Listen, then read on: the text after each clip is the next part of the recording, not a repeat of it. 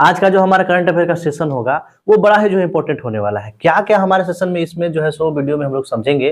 कोप 29 का जो है ना अभी आयोजन किया गया है, कहाँ पे किया गया है, किस लिए किया गया है और किस लिए हर वर्ष जो है इसे किया जाता है, हम लोग जो है अच्छे तरीके से इसमें समझेंगे। उत्तराखंड राज्य के बारे में जानेंगे, इसकी स्थापना के बारे में जानेंगे और बहुत सारी चीजों के बारे में हम लोग जो है सो उत्तराखंड के बारे में जानेंगे। मुख्य खेल पुरस्कार अभी किनको किनको दिया जा रहा है ये हम लोग जो है समझेंगे। और जो टॉप कंटेंट रहेगा आज का हमारा वो रहेगा रतन टाटा जी के ऊपर जो है इनके जीवन और इनके जो है उपलब्धियों के ऊपर जो है एक किताब लिखा गया है, उस किताब के बारे में हम लोग समझेंगे और बहुत सारी चीजों को इस जो है सो वीडियो में आज के जो है लिए जो है देखिए सिर्फ एक ही इंसान है ना मेरे भाइयों जो आपको जीवन में आगे लेकर चल सकता है। वो कौन है? वो खुद आप ही है मेरे भाई।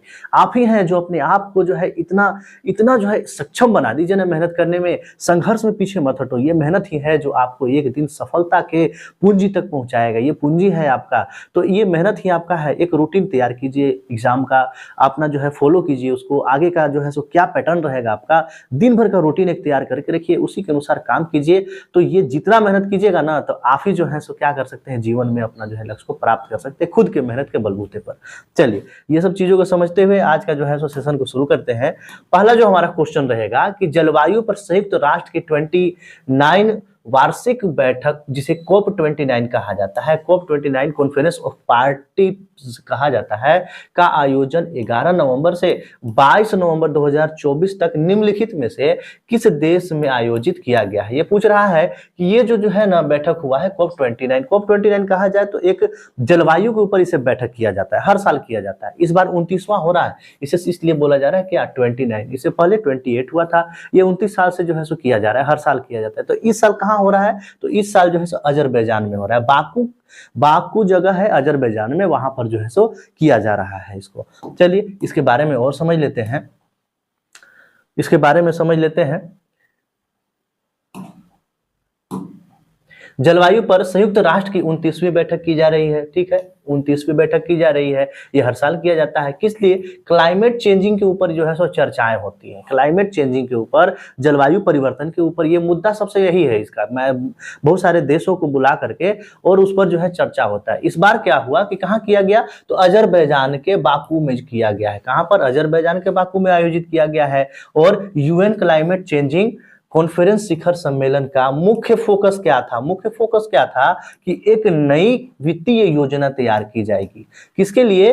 तो उन देशों के लिए जो क्या है, तो जो वित्तीय तरीके से तो डेवलप है, डेवलप्ड कंट्री है, लेकिन वहां पर जो है सो क्लाइमेट के लेकर के बहुत सारी समस्याएं देखने को मिलती हैं।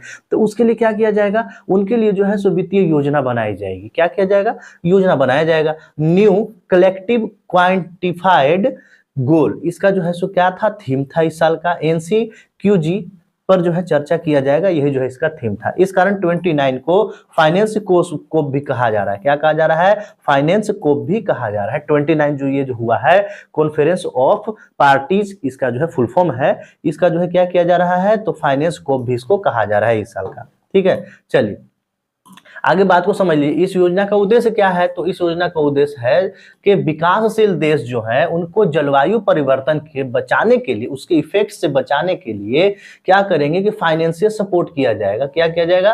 फाइनेंशियल सपोर्ट उसे किया जाएगा। इस कोप बैठक में जो है एक वार्षिक ये सम्मेलन है, उसमें क्या होता है जिसमें जलवायु परिवर्तन के मुद्दों पर चर्चा किया जाता है। हर देश के मुद्दों पर चर्चा किया जाता है हर साल की, कैसे जो है जलवायु परिवर्तन, आप जैसे देख रहे होंगे ना कि इस बार क्या देखने को आपको मिल रहा है? देखने को मिल रहा है कि कभी जो है बारिश हो जा रही है, कभी बहुत ज्यादा गर्मी लग रहा है, कभी ठंड का मौसम आ जा रहा है। ये हो क्या रहा है? तो इसी को बोलते हैं, क्या बोलते हैं? इसको बोलते हैं जलवायु परिवर्तन। तो इसी के लिए हर साल एक बैठक होता है, कोप बैठक होता है। कौन सा बैठक होता है? कॉन्फ्रेंस ऑफ पार्टीज बैठक इसको कहते हैं, ठीक है।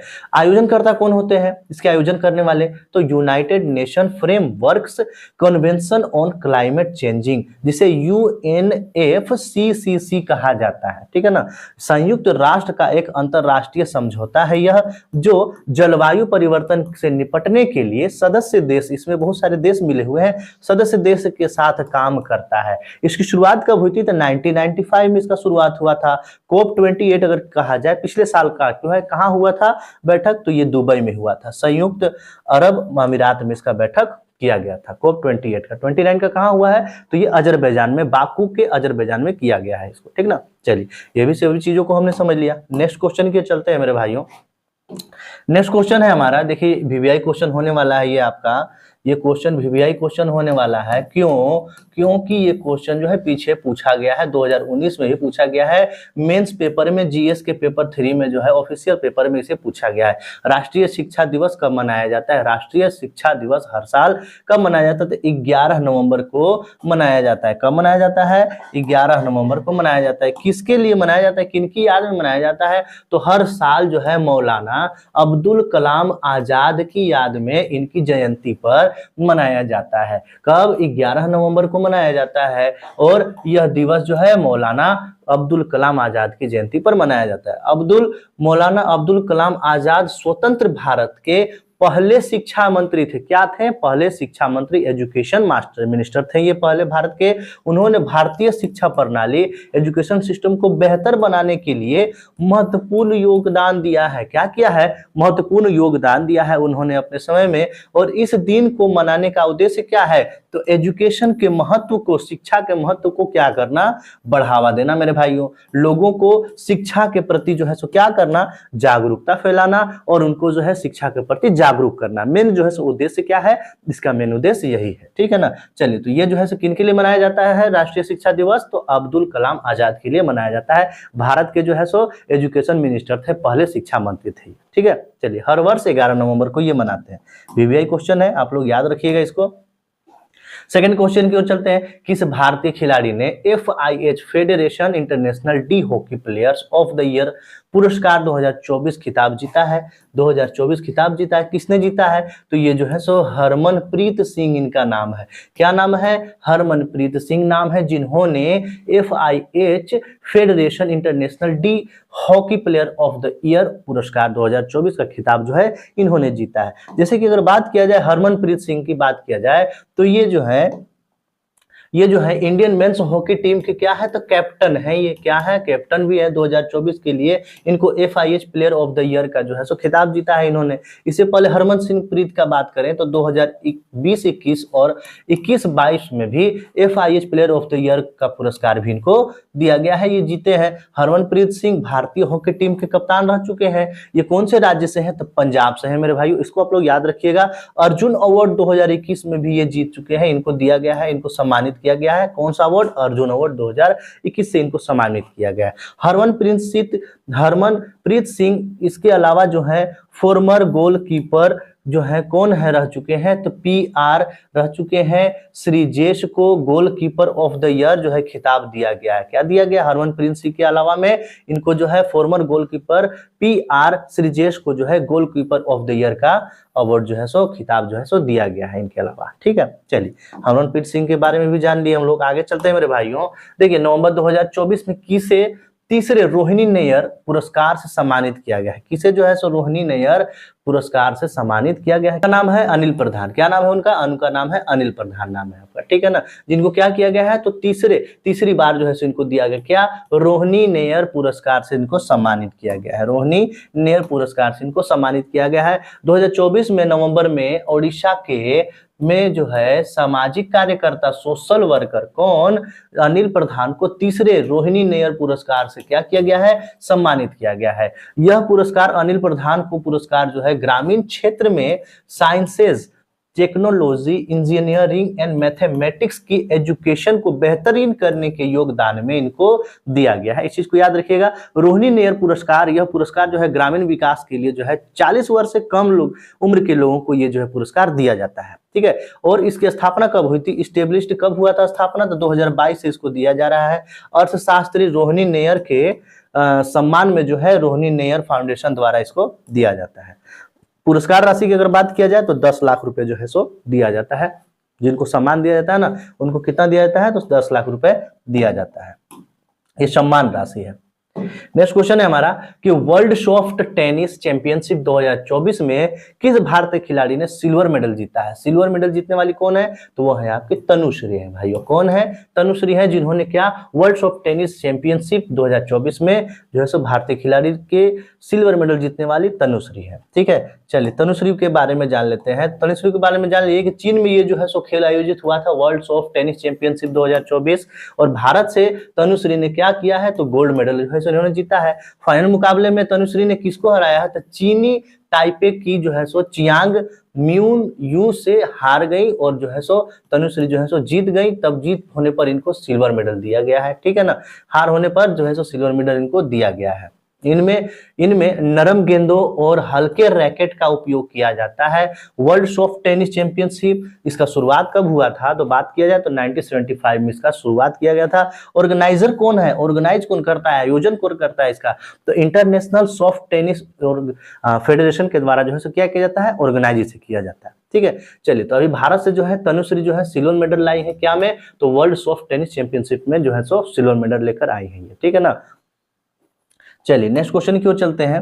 नेक्स्ट क्वेश्चन है मेरे भाइयों कि उत्तराखंड स्थापना दिवस कब मनाया जाता है। उत्तराखंड स्थापना दिवस जो है सो कब मनाया जाता है, हर साल जो है सो 9 नवंबर को जो है क्या किया जाता है, उत्तराखंड स्थापना दिवस जो है सो मनाया जाता है। कब मनाया जाता है, 9 नवंबर को जो है हर साल मनाया जाता है। 9 नवंबर को 24वां जो है इस साल जो है 24वां जो है स्थापना दिवस मनाया जा रहा है। और उत्तराखंड राज्य की स्थापना 9 नवंबर 2000 को हुआ था। कब किससे अलग हो गया था, तो ये उत्तर प्रदेश राज्य से अलग हुआ था, और उत्तराखंड को 27वां राज्य घोषित किया गया था। इस चीज को आप लोग याद रखिएगा कि उत्तराखंड को 27वां राज्य घोषित किया गया था, उत्तर प्रदेश से अलग हुआ था ये 9 नवंबर 2000 को अलग।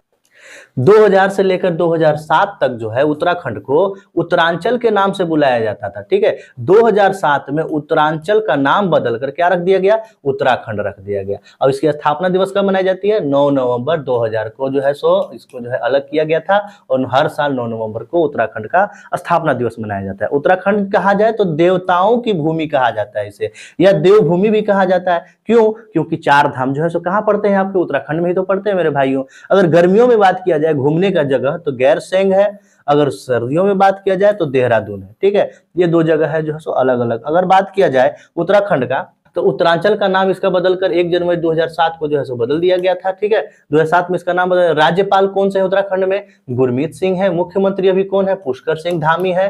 ठीक है, और प्रमुख स्थल मेन साइट्स जो है 4 धाम जो है सो घूमने वाले कौन कौन से, बद्रीनाथ हो गए, केदारनाथ हो गए, गंगोत्री हो गए और यमुनोत्री है। ये 4 धाम कहलाते हैं। कहाँ है आपके, ये है आपके उत्तराखंड में। ठीक है, अगर बात करते हैं उत्तराखंड के लोक नृत्य की, अगर बात किया जाए तो लोक नृत्य में आपका जो है फेमस में है आपका झौरा, छोलिया नृत्य है, हुड़का बोला है, छीका दसाई है, फगुआ है। ये सब क्या है, तो ये सब आपके लोक नृत्य है। ठीक है ना, कहाँ के, तो उत्तराखंड के आपके लोक नृत्य है। ये चीज को आप लोग याद रखिएगा।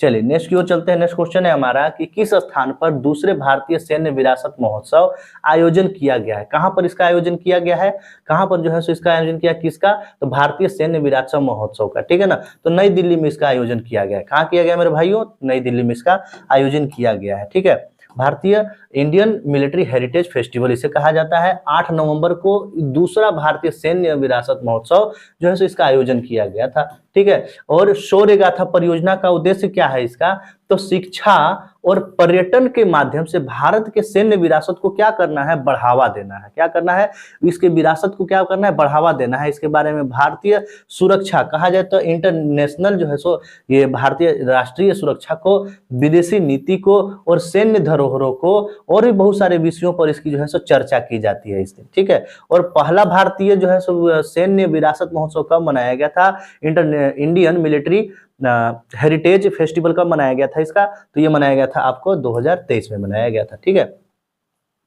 ये दूसरा इस बार जो है सो 2024 में इसका दूसरा मनाया गया है। 8 नवंबर को ये मनाया गया है। कहाँ पे, तो नई दिल्ली में से मनाया गया है। ठीक है, चलिए इस चीज को भी आप लोग याद रखिएगा। चलते हैं नेक्स्ट की ओर। नेक्स्ट है हमारा कि सेमीकंडक्टर नीति लागू करने वाला पहला राज्य कौन सा है। भारत का पहला राज्य कौन सा है जिसने सेमीकंडक्टर नीति लागू किया है।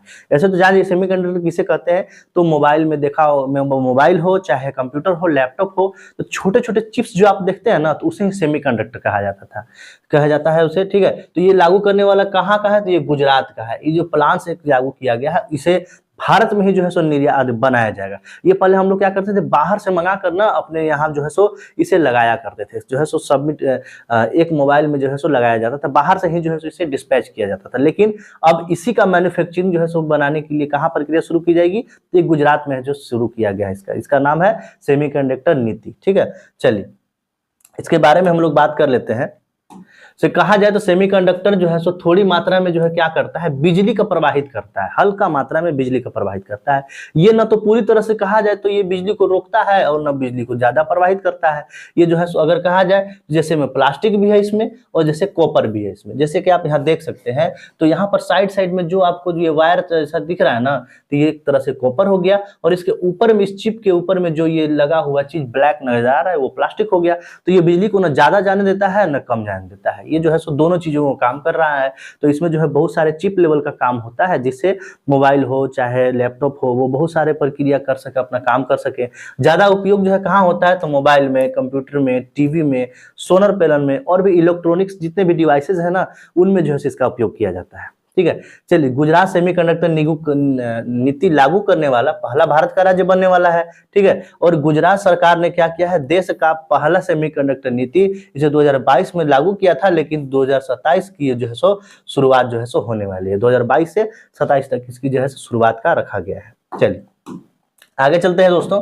आगे है क्या हमारा कि बुक रतन टाटा ए लाइफ किसके द्वारा लिखा गया है, किसके द्वारा जो है कौन सा एक बुक अभी लिखा गया है, कौन सा बुक है, थॉमस मैथ्यू बुक, मैथ्यू जो के द्वारा जो है रतन टाटा ए लाइफ, ये जो है सो बुक इनके द्वारा, थॉमस मैथ्यू के द्वारा लिखा गया है। ठीक है ना, अगर बात किया जाए इनका तो ये बुक जो है लिखा जो गया है उनके किनके पर, रतन टाटा के ऊपर, लाइफ किनके द्वारा, थॉमस मैथ्यू के द्वारा, जीवन और उनकी उपलब्धियों के वर्णन किया गया है इनके बारे में। ठीक है, हरप्रीत कॉलिंस एक ब्रिटिश अमेरिकन पब्लिशिंग जो है सो एक कंपनी है। ठीक है ना, यह दुनिया का दूसरा सबसे बड़ा जो है सो उपभोक्ता पुस्तक बनाने वाला, प्रकाशन करने वाला कंपनी है।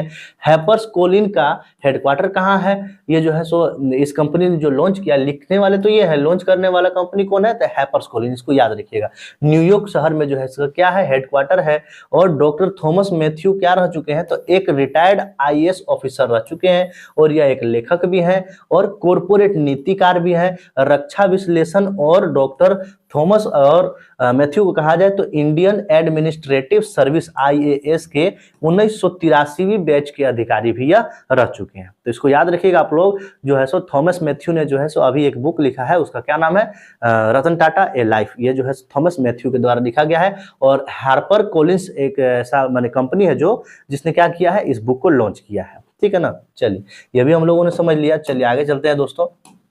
आगे है नवा क्वेश्चन हमारा कि 7 नवंबर 2024 में वन रैंक वन पेंशन जो है योजना का 10 वर्ष पूरा हो चुका है। तो ये जो है सो कब इस योजना को जो है शुरुआत किया गया था, तो ये अगर देखा जाए तो ये जो है सो योजना आज से अगर देखा जाए तो 7 नवंबर 2015 में इसका शुरुआत किया गया था। 7 नवंबर 2024 में इसका कितना साल हो गया है, 10 साल हो गया है। क्या है ये वन रैंक वन पेंशन योजना, ये जो योजना है ना, तो ये योजना है भारतीय सैनिक के जो पूर्व सैनिक है, एक्स जो है कहा जाए 2010 से पहले वाले के बैच के सर्विसमैन जो रह चुके हैं, उनके रैंक के अनुसार और उनके सेवा अवधि के अनुसार उनको जो है क्या किया जाए, समान पेंशन उनको दिया जाए, उनको क्या किया जाए, समान पेंशन उनको दिया जाए। ठीक है, तो इसके लिए क्या लाया गया है, वन रैंक वन पेंशन जो है सो लागू किया गया है। उसको कितना साल हो गया, तो 10 साल हो गया। 7 नवंबर 2015 को इसको लागू किया गया था, सुनिश्चित करने के लिए लागू किया गया था। ठीक है, कि जो सेवानिवृत्त सैनिक है, रिटायर्ड जो सोल्जर है, उनको एक समान पेंशन मिले, चाहे उनकी सेवानिवृत्ति कोई भी समय हो, कोई भी वर्ष हो,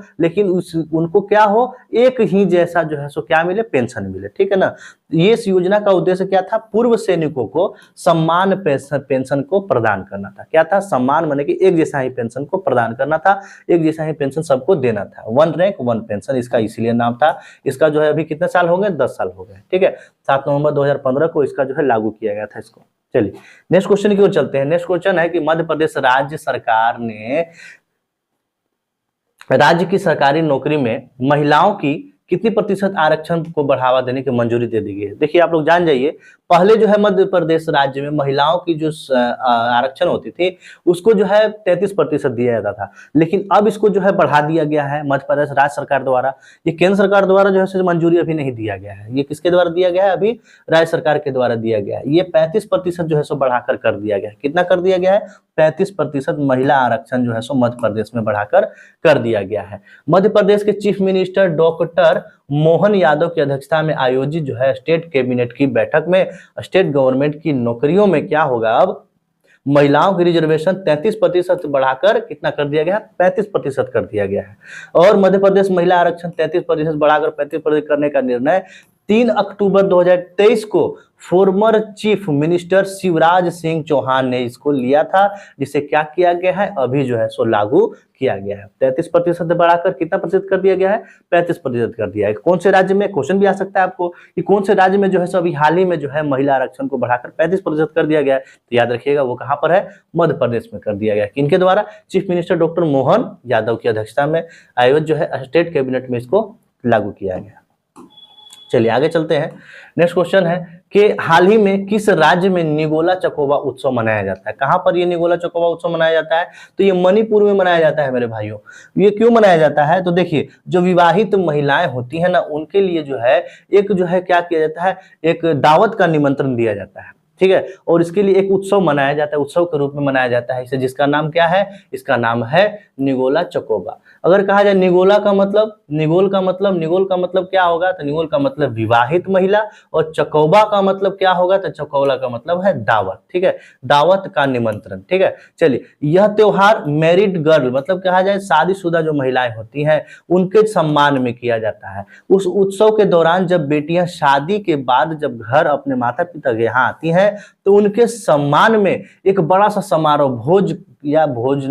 भोजन का जो है सो आयोजन किया जाता है, जिसे क्या कहते हैं, तो निगोल चकोबा कहा जाता है। इसको कहाँ मनाया जाता है, तो मणिपुर स्टेट में मनाया जाता है, ठीक है ना। चलिए आगे बात करते हैं। मणिपुर की जब बात किया जाए तो मणिपुर के अन्य उत्सव और त्योहारों में जब बात करें तो एक जो है चाइरा ओबा है, वो मणिपुरी नववर्ष है। यह मणिपुरी क्या है, नववर्ष है। लाई हर ओबा है, मेतई जनजाति का एक जो है महत्वपूर्ण त्योहार है। चुम्बा है जो एक उत्सव है, क्या है, एक फसल उत्सव है, ठीक है ना।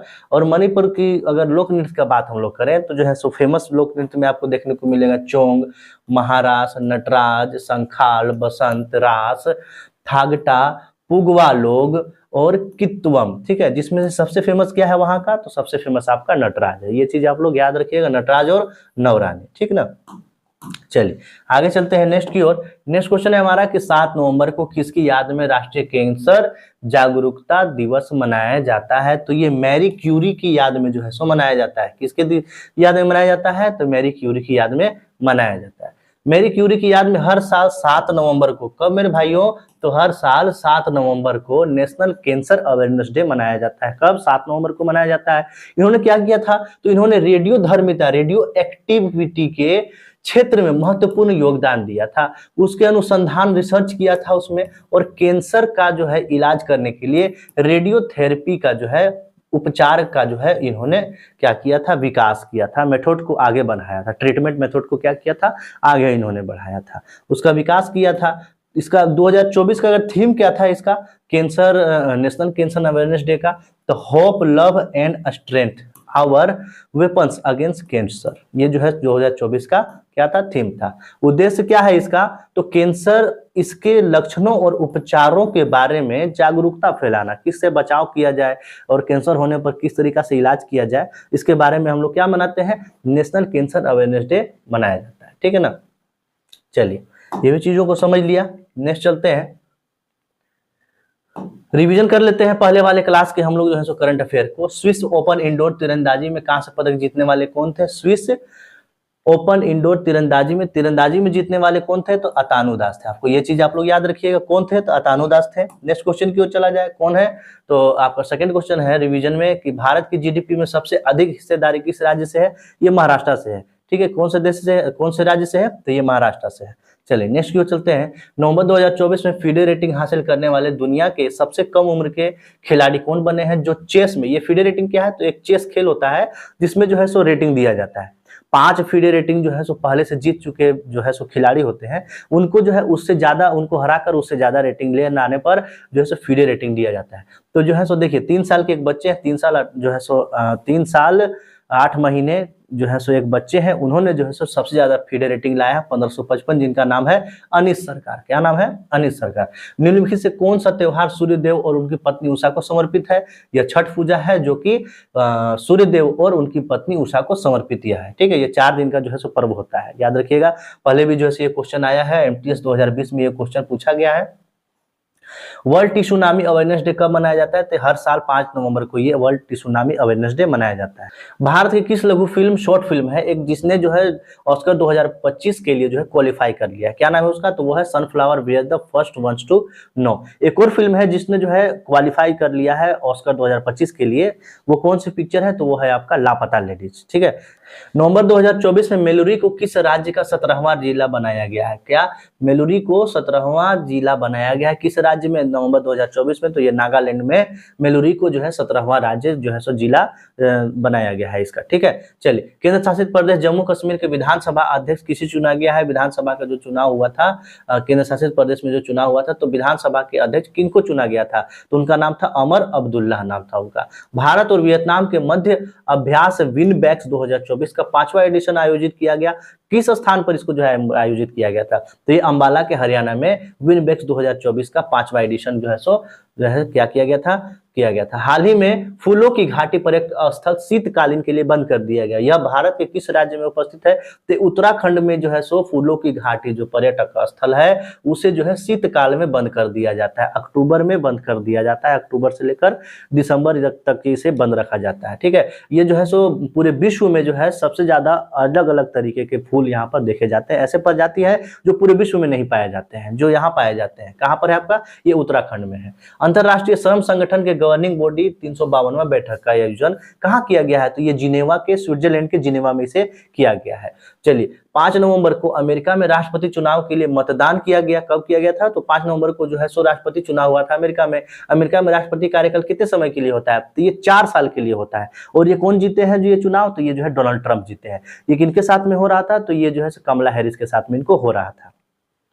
76th रिपब्लिक डे 2025 के लिए प्रोबोवो सुबियांतो को मुख्य अतिथि के रूप में आमंत्रित किया गया है। ये किस देश के राष्ट्रपति हैं? 76 कहा जाए तो रिपब्लिक डे 2025 में 76वां जो हम लोग मनाएंगे ना, तो मुख्य अतिथि के रूप में जो है सो बुलाया जाएगा इनको। किनको? सुबियांतो को, प्रोबोवो सुबियांतो को। ये किस देश के जो है सो राष्ट्रपति हैं? तो ये इंडोनेशिया के राष्ट्रपति हैं। 2024 में पहला एशियाई बौद्ध शिखर सम्मेलन का आयोजन किया जा रहा है, तो वो कहाँ किया जा रहा है? किया गया है मतलब, ठीक ना। तो ये हो आपका न्यू दिल्ली में इसका आयोजन किया गया है, पहला एशियाई बौद्ध शिखर सम्मेलन। अगर कहा जाए तो मुख्य अतिथि कौन थे इसमें? तो राष्ट्रपति द्रौपदी मुर्मू थे। ठीक है ना।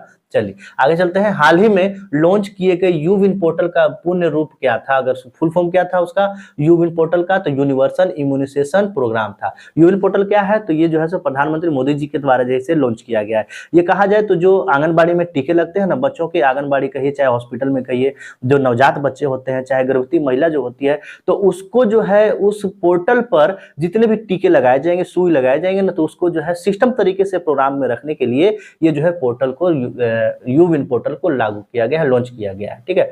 चलिए, मानसी अहलवात ने सीनियर कुश्ती विश्व चैंपियनशिप में कितने केजी के वेट में कैटेगरी कांस्य पदक जीता है? ठीक है ना। ये जो है कुश्ती में विश्व चैंपियनशिप कुश्ती में मानसी अहलवात ने 59 केजी के कैटेगरी में क्या किया है? इन्होंने कांस्य पदक जीता है।